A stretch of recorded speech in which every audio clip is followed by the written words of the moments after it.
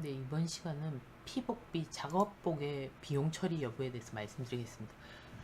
업체랑 일을 하다 보면 황당한 질문 많이 받을 때 있습니다. 뭐 예를 들어서 음식점 사장님이 본인이 카드로 화장품을 샀는데 왜 비용 처리를 안 해주느냐 이런 얘기를 하면 우리는 웃으면서 사업과 관련된 비용에 대해서 비용 처리를 해드릴 수 있다.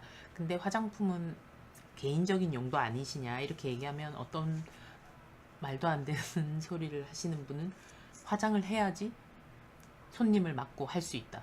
뭐 이래서 막 우기면 접대비로 처리를 해달라고 하시는 분도 있습니다. 뭐 안 된다고 설명을 드렸을 때도 하겠다 이러면 뭐 본인이 위험 부담 하시는 거죠. 그와 비슷한 예로 옷, 옷 같은 경우도 비용 처리해달라고 하시는 분이 있습니다. 그러면 우리가 무조건 사업과 관련된 것만 되기 때문에 옷은 안 된다 이렇게 얘기하시면 안 되고, 우리가 피복비, 작업복, 일을 할 때 꼭 작업복이 필요한 경우가 있죠. 그런 경우에는 당연히 부가세 공제도 되고 비용 처리도 된다. 그리고 개인 근로자한테 혜택을 준 거지만 이런 정도의 금액은 돈으로 받든 옷으로 받던 과세소득이 아니다. 근로소득 과세소득이 아니라는 거를 말씀을 드려야 됩니다. 근데 직장 외에 외출복으로도 착용 가능한 복장은 당연히 과세 대상 근로소득이라고 언급을 해주셔야 됩니다.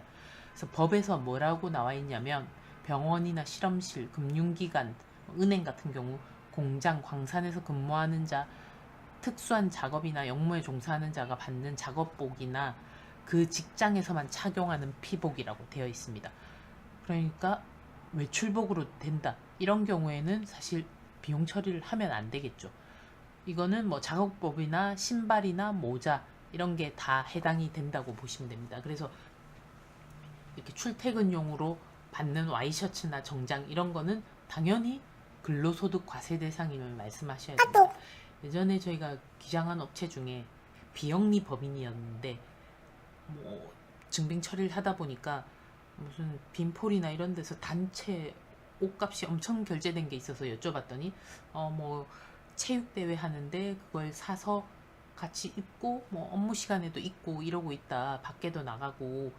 이거는 안 되겠죠. 일단 금액적으로도 사회 통념상 타당한 금액이 아닙니다. 빈폴 어느 정도 브랜드 있는 데고 가격도 있고, 이거는 뭐 작업복이나 이런 거에 해당되지도 않고, 뭐 그 비영리 법인이 꼭 통일된 옷을 입어야 되는 뭐 이런 경우도 해당되지 않고, 이런 경우에는 당연히 근로소득으로 과세해야 된다고 말씀드렸는데 뭐 이런저런 핑계를 내면서 안 하셨죠.